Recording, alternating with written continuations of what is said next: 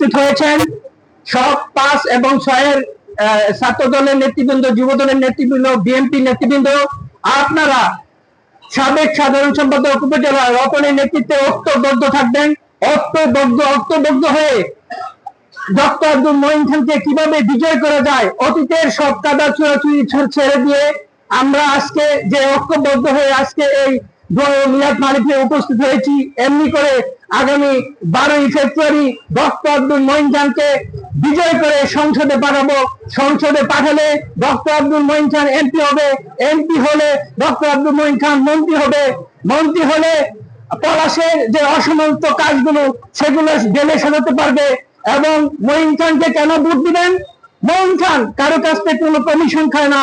আগে যারা এমপি ছিল, যারা 1 মিনিটে 10 কোটি টাকা খাইতো, তাই ওইসব স্বৈরাচার দেখছেন কিভাবে পলায়ন করছে। ডক্টর আব্দুল মঈন খান আপনাদের পাশে আছে এবং পাশে থাকবে।